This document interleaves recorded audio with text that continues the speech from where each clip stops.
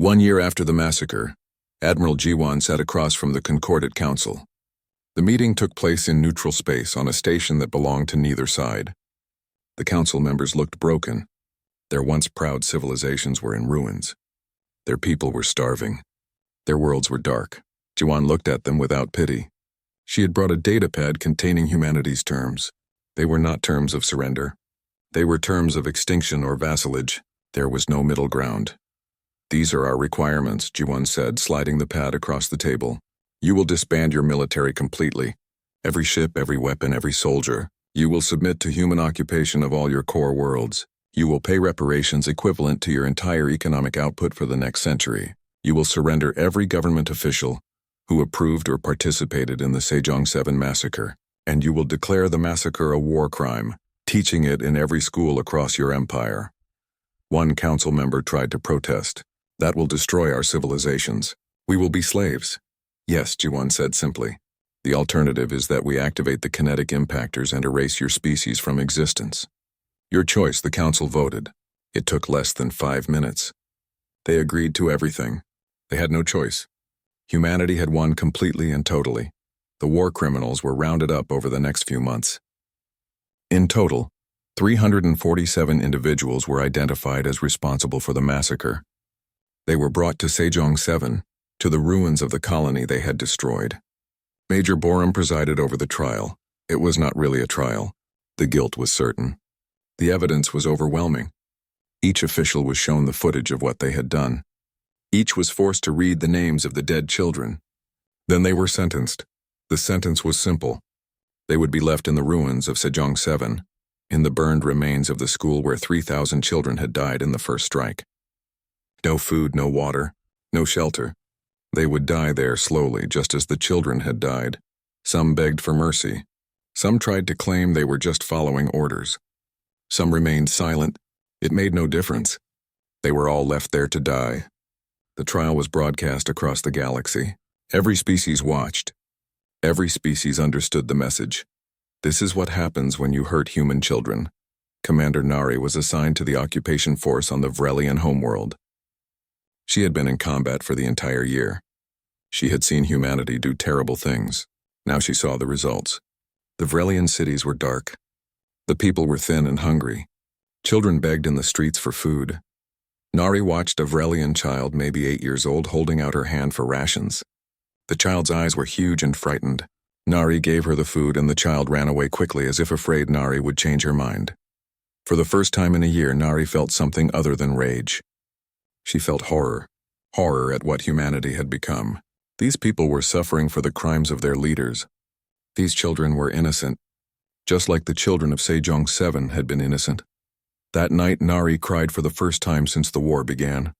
She cried for the human children who had died. She cried for the Vrelian children who were starving. She cried for everyone the war had hurt. And she wondered if the cost of revenge had been too high.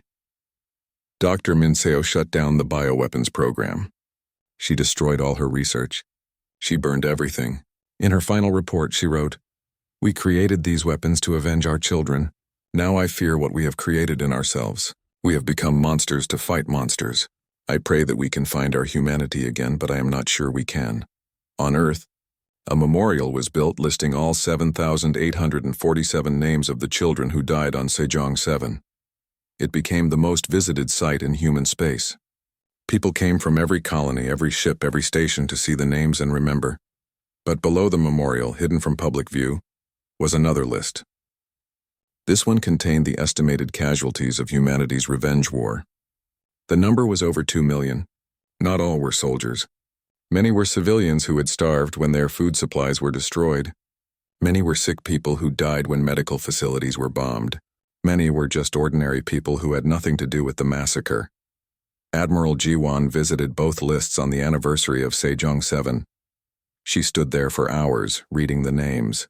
She did not regret what humanity had done. She believed it was necessary. But she understood the price. She ordered that both lists be preserved forever. "Future generations need to understand the price of justice," she said to her staff, "and the cost of vengeance. They need to know what we did and why we did it. Let them decide if we were right." The Galactic Concordat was officially dissolved. A new organization took its place, the Human Protectorate. Every species that had been part of the Concordat was now under human authority. They had no military, no independence. They existed at humanity's mercy. Some humans argued this was too harsh. Others said it was not harsh enough. But the decision had been made. Humanity would rule the galaxy now. They would make sure nothing like Sejong 7 ever happened again. The other species learned to live under human rule. It was not as terrible as they had feared. Humans could be kind when they chose to be. They helped rebuild damaged infrastructure. They provided food and medicine. They allowed local governments to function with minimal interference. But everyone understood the truth. Humanity was not cruel by nature. But there was a line that could never be crossed. Hurt their children, and humanity would burn entire civilizations to ash without hesitation. 50 years passed. Major Borum became Ambassador Borum. She oversaw reconstruction efforts across the former concorded worlds. Relations had normalized. The occupied species had rebuilt. Trade was flourishing. A new generation had been born that knew only peace. But Borum never forgot. She visited Sejong 7 every year on the anniversary. The colony was a memorial world now. No one lived there. Everything was preserved exactly as it had been after the massacre. The burned school, the empty homes, the silent streets. She was an old woman now in her late 70s. The rage that had sustained her during the war was gone, replaced by profound sadness. She stood in the ruins of the school where 3,200 children had died in the first strike. A young Vrelian approached her. She was a student, maybe 20 years old, studying galactic history. She was nervous, but she gathered her courage and spoke. Ambassador Borum, I hope I am not intruding. I wanted to ask you something. Do you think it was worth it? The war? All the destruction and death? Do you think it achieved anything? Borum looked at the young Vrelian for a long time. She thought about the 7,847 children who died on Sejong 7. She thought about the 2 million who died in humanity's revenge. She thought about the decades of suffering and rebuilding. She thought about the scars that would never fully heal. Ask me again, she finally said, when you have children of your own. The student nodded and walked away quietly. Borum stood alone in the ruins, remembering, always remembering. That same day, the Human Protectorate Assembly announced a new law. Any attack on children, human or alien, would be considered an act of war against all of humanity. The entire military would respond. There would be no mercy, no negotiation, only total destruction of whoever was responsible. The law was called the Sejong 7 Protocol. Every species in the galaxy knew what it meant. They taught their children about Sejong 7. They told the story of what happened when the Concordat hurt human children. They made sure no one would ever forget. The message was clear and simple. Humanity's mercy had limits. Cross them, and there was no force in the universe that could save you. In the center of the Human Protectorate headquarters, carved into the main entrance in letters 3 meters tall, was the word that had started everything, destruction beneath it. A smaller inscription, never again. 50 years had passed since Sejong 7. Humanity ruled the galaxy now, not through cruelty, but through the memory of what they could become when pushed too far. Peace reigned across thousands of worlds. Children of every species played safely in the streets, and everyone remembered. They remembered the massacre. They remembered the war. They remembered that humans were capable of both profound compassion and absolute brutality. That knowledge kept the peace better than any army ever could. Borum walked slowly back to her transport. She was tired. She had spent 50 years trying to build peace from the ashes of war. Sometimes she wondered if she had succeeded. Sometimes she wondered if the cost had been too high. But when she thought about her sister's children, about all those children who died on Sejong 7, she knew one thing for certain: it would never happen again. Humanity had made sure of that. They had paid a terrible price to send a message to the galaxy. Some prices had to be paid. Some messages had to be sent, even if they cost you your soul. 6 months after the war began, the Galactic Concordat was dying, not from military defeat, but from something worse. Humanity had decided to dismantle their entire civilization piece by piece. Admiral G1 called it the Thousand Cuts Protocol. Human forces did not conquer worlds. They made them unlivable. They poisoned water supplies with chemicals that would take months to filter out. They released diseases that made Concordat species sterile. They hacked into computer systems and corrupted everything from traffic control to life support. The Concordat military could not fight back because there was nothing to fight. Human ships appeared, struck, and vanished. They were like ghosts haunting the galaxy. By the time Concordat forces arrived, the humans were already gone, already hitting another target somewhere else. Commander Nari led a frigate squadron that had been in constant combat for 4 months. Her crew was exhausted. They had not slept more than a few hours at a time. They had seen and done terrible things. But they could not stop. Every time they thought about stopping, they remembered why they were fighting. Nari kept a photo on her command chair. It showed a little girl, maybe 6 years old, smiling at the camera. The girl had died on Sejong 7. She was nobody Nari knew personally. Just one of the 7,847. But Nari looked at that photo before every mission. She needed to remember why mercy was not an option. On Earth, Dr. Minseo worked in a secret laboratory deep underground. 6 months ago, she had been a xenologist who studied alien species to understand them better. She had believed in peaceful coexistence. She had 3 children of her own and could not imagine hurting anyone's child. That person was gone now. The person who remained created weapons, biological weapons, specifically designed to kill each of the 12 Concordat species. She had created 17 different plagues so far. She named each one after a child from Sejong 7.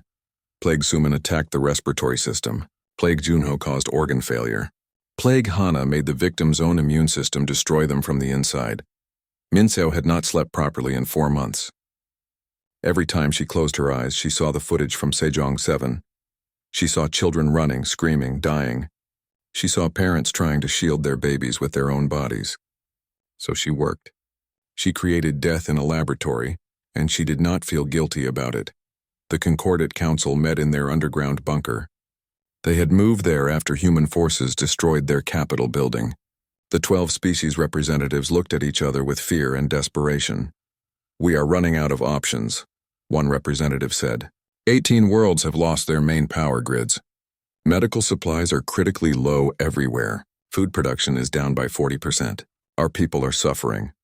The military is useless, another representative added bitterly. We have thousands of ships, but we cannot catch the human fleets. They hit us and disappear. It is like fighting smoke. We must negotiate, a third representative insisted. We must find a way to end this before there is nothing left to save. But they had already tried negotiating. Humanity's response was always the same. No. The Concordat made a desperate decision. They would deploy their planet-killer dreadnoughts. These were massive warships, each one capable of destroying an entire planet. 50 of them. The most powerful weapons the Concordat had ever built. They would send them to Earth. They would force humanity to surrender or die. It took 3 weeks to gather the fleet and prepare for the attack. The Concordat tried to keep it secret, but humanity had infiltrated every level of their government. Admiral Jiwon knew about the planet killers before they even left port. "How long until they reach Earth?" she asked her intelligence officer. 4 weeks at their current speed, he replied. "Too long," Jiwon said. She turned to her tactical officer. "Execute Operation Broken Sword." Humanity had been preparing for this possibility. They had positioned relativistic kinetic weapons throughout Concordat space. These were not missiles or bombs. They were simply very dense objects accelerated to 99.9% of light speed. When something that heavy hit something at that speed, the explosion was like a small star. The human weapons had been drifting in space for months, hiding among asteroids and debris, waiting. Now they activated. Within 6 hours, every major Concordat military shipyard was destroyed. The explosions were so powerful they could be seen from neighboring star systems. The 50 planet-killer dreadnoughts suddenly had nowhere to refuel, nowhere to resupply, nowhere to repair if damaged. They were the most powerful ships in the galaxy, but they had just become floating coffins. The Concordat Council received the reports in stunned silence. In one day, humanity had destroyed military infrastructure it had taken the Concordat 200 years to build. "How?" one representative whispered. "How is this possible? They are primitives. They barely have space travel." But the truth was becoming clear. Humanity had never been primitive. They had been hiding, pretending, waiting for the day when they would need to show their true strength. On the Vrelian homeworld, General Soman prepared for invasion. The Vrelians were Taman's species, the ones who had carried out the massacre. Humanity had special plans for them. Salmon stood before her troops, 10,000 Marines ready to land on an alien world. She broadcast a message to the Vrelians below. You took our children. We will take your future. The invasion was not about conquest. It was about sending a message. Human forces landed and began systematically destroying anything related to military production or government function. They did not kill civilians unless attacked first, but they made sure the Vrelian civilization would take decades to recover. Major Borum, promoted after killing Taman, led deep strike operations across Concordate space. Her team hunted down every official who had been involved in the Sejong 7 massacre, every admiral who gave orders, every captain who carried them out, every politician who approved it. One by one they died. But something was changing inside Borum. After 6 months of killing, she was starting to wonder if this was still justice, or if it had become something darker. She spoke with Admiral Jiwan on a secure channel. Admiral, when does justice become genocide? Borum asked quietly. Jiwan's face was hard on the screen. When they killed 7,847 children, they answered that question for us, Major. We did not start this. We are finishing it, but are we becoming like them? Borum pressed. We are destroying their civilization. Millions will die from disease and starvation even if we never kill another person directly. Good, Jiwan said coldly. They need to understand. The entire galaxy needs to understand. You do not touch human children. Ever. If they have to suffer to learn that lesson, then they will suffer. The conversation ended. Borum sat alone in her quarters, looking at photos of her sister and her sister's children. They were gone. Nothing would bring them back. But was this really what they would have wanted? Would her sister have wanted Borum to become a killer? Would those children have wanted their deaths to cause so much suffering? Borum did not know anymore. She only knew that she could not stop. None of them could stop. They had gone too far. The only path now was forward, through the blood and horror until it was finished. The Concordate made one final attempt to stop humanity.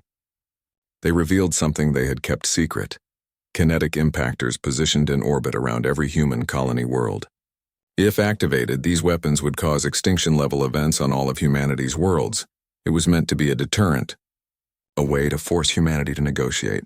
But humanity's response was terrifying in its simplicity. Within hours, humanity revealed that they had their own impactors positioned around all 12 Concordate core worlds. And their impactors were bigger, more powerful. The message was clear. If you destroy our worlds, we will destroy yours. And we will destroy them first. The Concordate leadership finally understood. They could not win this war. They could not even survive it. Humanity had been preparing for this for years, building weapons and positioning them throughout the galaxy. The entire time they had been smiling and signing treaties, they had been preparing for war. The Council sent another message to Earth. This time it was not an offer to negotiate. It was a plea for mercy. Admiral Jiwan read the message. She thought about mercy. She thought about 7,847 children who had begged for mercy and received none. She sent her response, like the mercy you showed Sejong 7. The war began without warning. There was no declaration, no ultimatum, no chance to surrender. One moment the galaxy was at peace. The next moment, humanity struck. Captain Borum and her Reaper Corps team materialized inside the Concordate command station orbiting Sejong 7. The station's shields were designed to stop human weapons. They had been tested against every known human technology, but humans had spent 5 years pretending their technology was worse than it actually was. The shields might as well have been paper. Borum's team moved through the corridors like ghosts. They wore armor that bent light around them, making them invisible. Their weapons made no sound. Concordate guards died without knowing what killed them. The team had studied the station layout for weeks. They knew exactly where they were going. Commander Taman was in his command chamber reviewing plans for attacking 3 more human colonies. He wanted to kill another 10,000 children. He thought it would break humanity's spirit. He did not hear Borum's team enter. He did not notice them until she spoke. Commander Taman, he spun around. 4 humans stood in his private chamber. That was impossible. His guards should have stopped them. His shields should have stopped them. Yet here they were. How did you... He started. Quiet, Borum said. Her voice was cold and empty. You are going to watch something. Then you are going to die. Taman tried to activate his personal shield. Nothing happened. His computer systems were dead. Everything was dead except the main screen, which flickered to life. It showed the Sejong 7 massacre from beginning to end. Every moment. Every death. Every scream. Watch, Borum commanded. You made them watch. Now you watch. Taman tried to look away. Borum's teammate grabbed his head and forced him to face the screen. Taman was strong, but humans had learned to be stronger. While Taman watched his crimes play out, something else was happening across the galaxy. The Earth Defense Fleet had emerged from faster-than-light travel at the borders of Concordate space. 12 fleets, each targeting one of the Concordate's core worlds. Admiral Jiwan commanded from the EDS Vengeance, humanity's first Dreadnought-class warship. It had been built in secret over 5 years, hidden in the asteroid fields of the outer solar system. The Concordate had no idea it existed. All fleets report ready, her tactical officer reported. Begin Operation Righteous Fury, Jiwan ordered. The human fleets did not attack military targets. They did not engage the Concordate Navy. Instead, they struck infrastructure. Power plants went dark. Water treatment facilities exploded. Agricultural centers burned. Medical supply warehouses disappeared in balls of fire. The attacks were precise. Casualties were minimal. Humanity was not trying to kill civilians. They were trying to make them suffer. Make them understand what it felt like to have everything taken away. Make them feel helpless and afraid. The Concordate military scrambled to respond. Their admirals could not understand what was happening. Human fleets appeared, struck, and vanished before defenders could arrive. It was not how civilized species fought. It was not honorable. It was guerrilla warfare on a galactic scale. Fleet Commander Yunho led a strike group that ambushed a Concordate supply convoy. Instead of destroying the ships, they captured them. Yunho had the Concordate admiral brought to his flagship. The admiral expected to be executed or tortured. Instead, Yunho made him watch the Sejong 7 footage. When it was over, the admiral was crying. His species was reptilian and did not cry often, but he was crying. Why show me this? The admiral asked. So you understand, Yunho said. So you can tell your people what humans do when you murder our children. We are letting you go. Spread the word. Tell them all. There is no surrender. There is no mercy. There is only destruction. Back on the command station, Taman had finished watching the footage. His mandibles clicked rapidly, a sign of extreme distress in his species. Borum could see that he finally understood what he had done. The footage you just watched is being broadcast across every Concordate world right now, Borum said. Every species in the galaxy is seeing what you did. They are seeing the truth.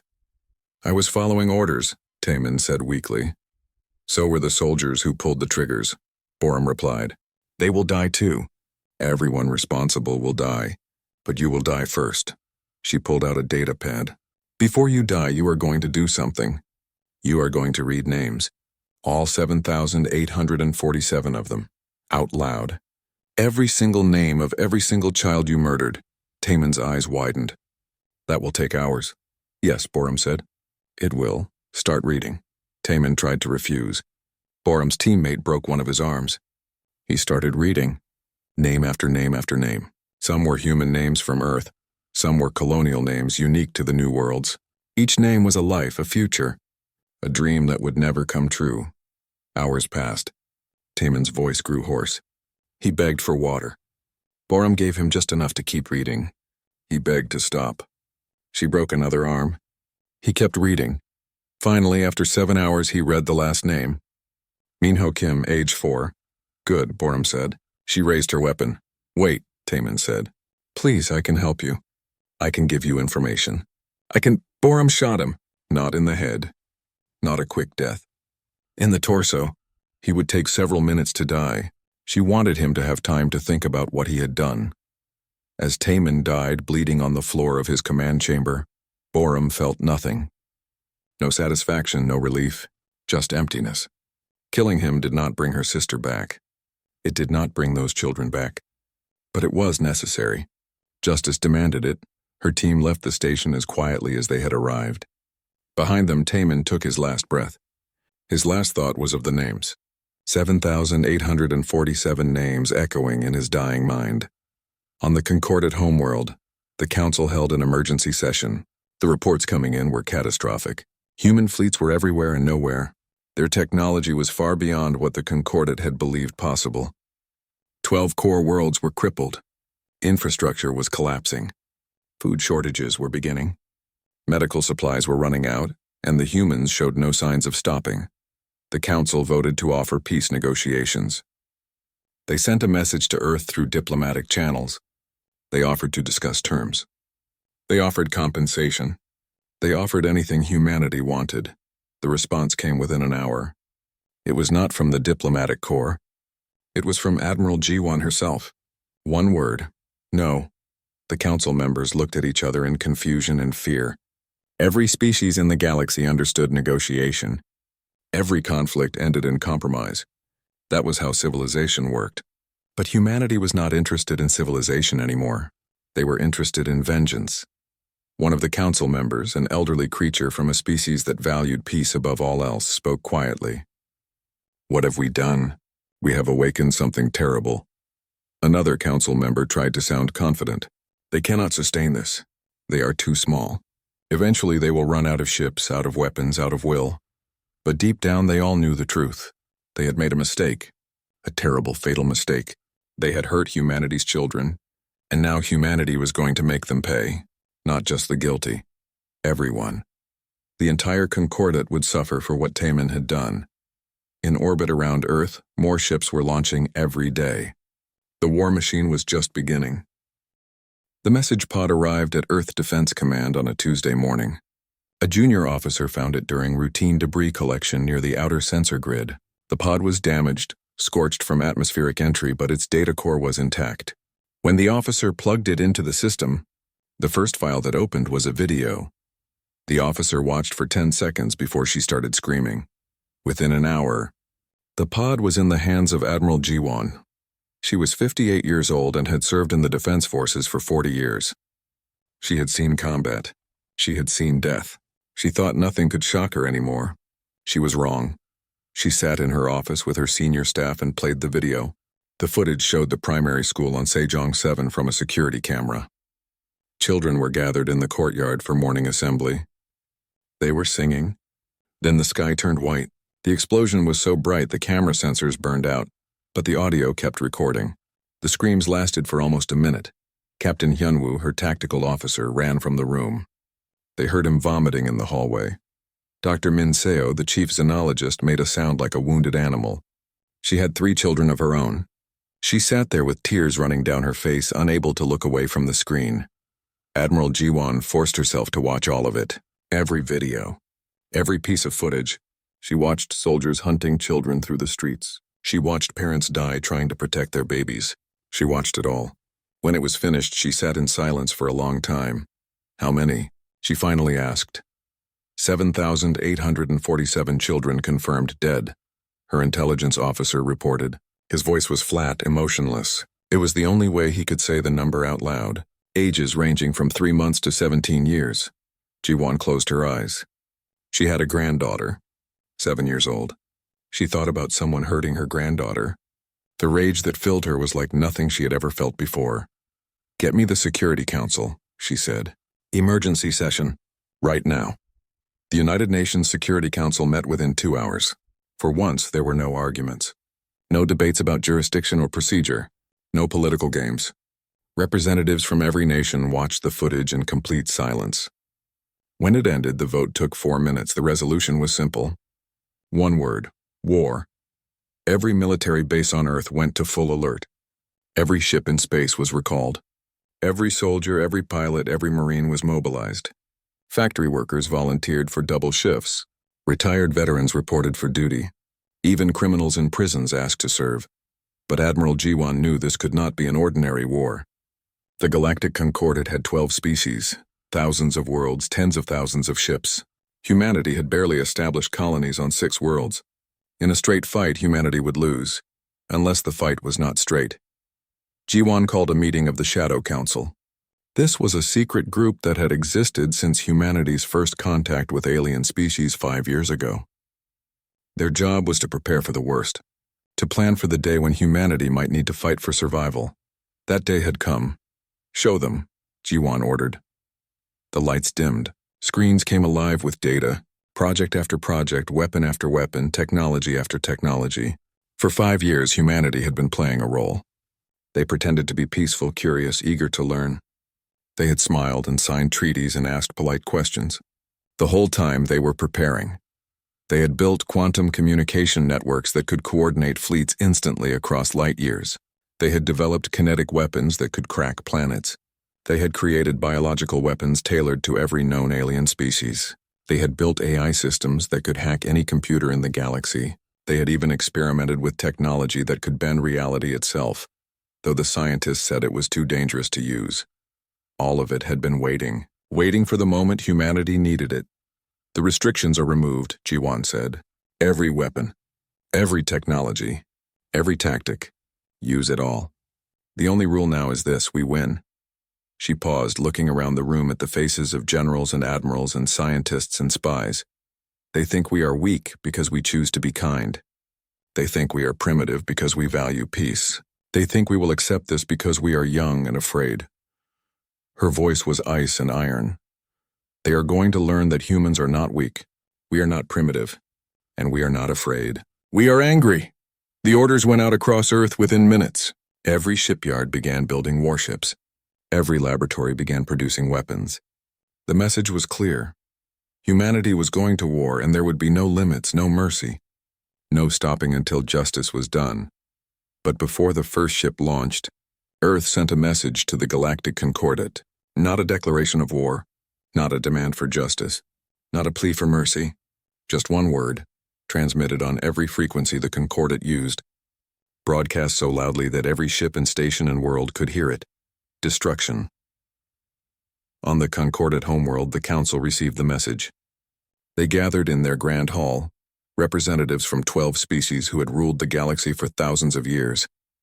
They read the single word and laughed. Humans were children, angry, grieving children throwing a tantrum. The Concordat had thousands of ships. What could humanity possibly do? They sent a reply, "Try." They did not understand. They thought this was about military power. They thought this was about territory or resources or pride. They did not understand that this was about 7,847 children.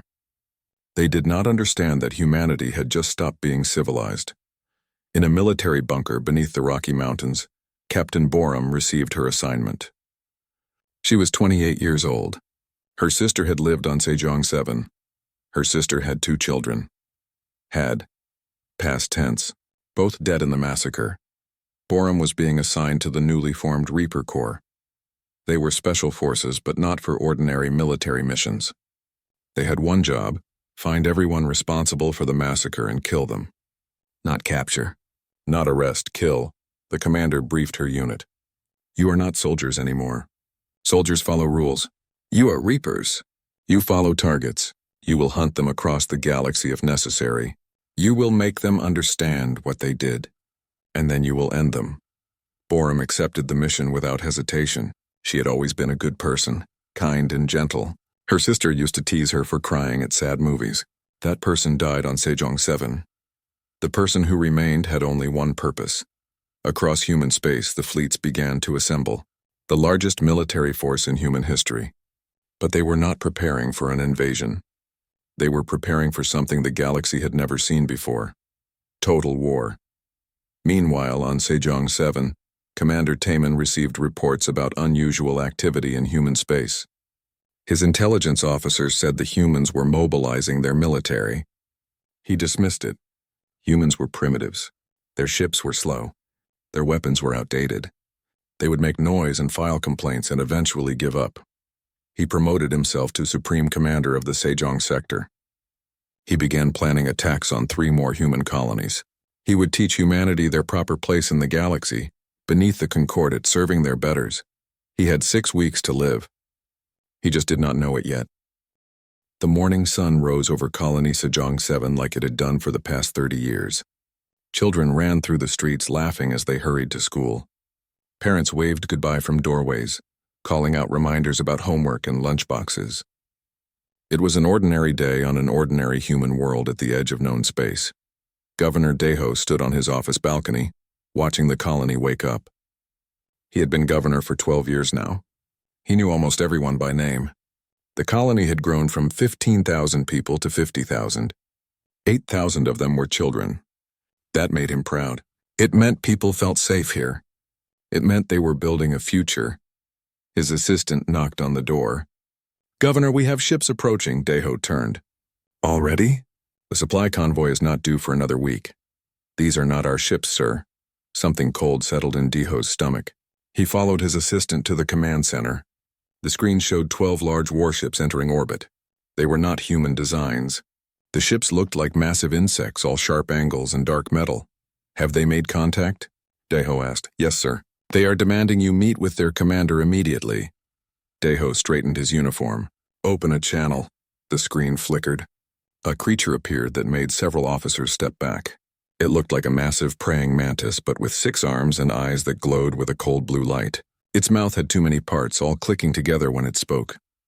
"I am Commander Taman of the Galactic Concordat," the creature said. Its voice was translated by the computer, but even the translation sounded harsh. "You will surrender this colony immediately. You have 1 hour to begin evacuation." Deho felt his heart racing, but he kept his voice steady. "Commander Taman, this is a peaceful human colony. We have the right to be here under the Treaty of Non-Aggression. We signed that treaty with the Concordat 5 years ago." Taman's mandibles clicked in what might have been laughter. "Your treaty means nothing. Humans are children playing at civilization. This world belongs to the Concordat now. You will leave or you will be removed." "I cannot order an evacuation without authorization from Earth," Deho said. "That will take at least 2 weeks. If you give me time, we can—" "1 hour," Taman interrupted. "Not 1 minute more." The screen went black. Deho turned to his communications officer. "Get me Earth Defense Command. Emergency priority." "Tell them." The building shook. Alarms screamed throughout the colony. On the screens, Deho saw a pillar of fire rising from the education district. His blood turned to ice. "What was that?" he shouted. "What did they hit?" The officer's hand shook as she checked the reports. Her face went white. "Sir, they hit the primary school."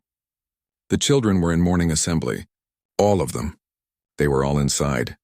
The command center went silent except for the alarms. Someone was crying. Deho could not move. Could not think. 3,000 children. Maybe more. His own grandson went to that school. Went. Past tense now. "Sir, they are broadcasting," the communications officer said, her voice breaking. Taman appeared on screen again. "That was your warning.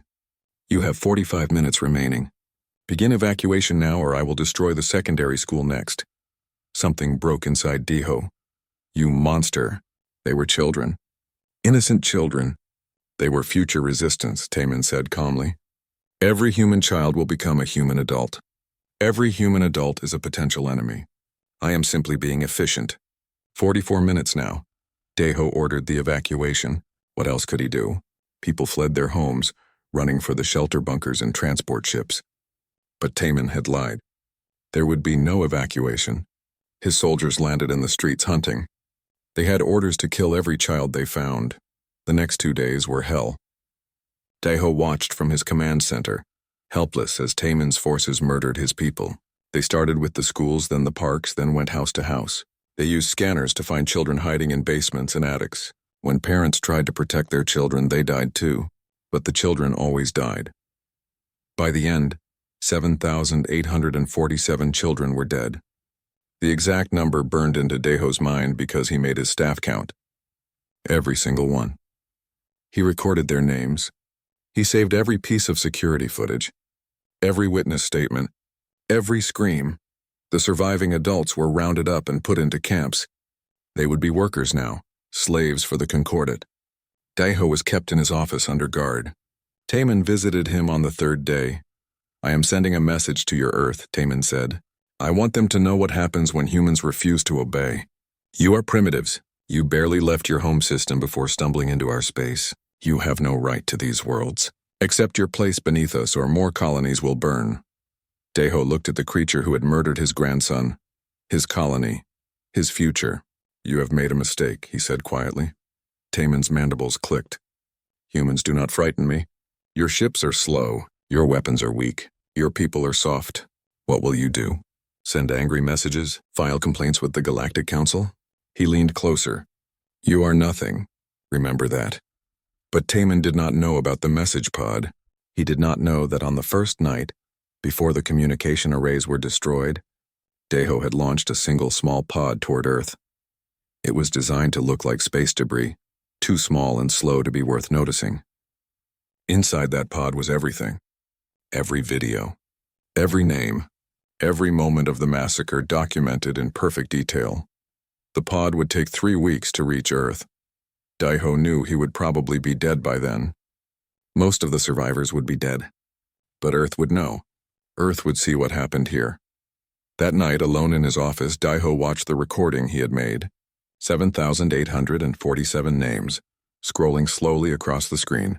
He read them all one by one, committing them to memory. These children deserved to be remembered. They deserved justice. He did not know if humanity could give them justice. The Concordat was vast, powerful, ancient. Humanity was young, small, seemingly weak.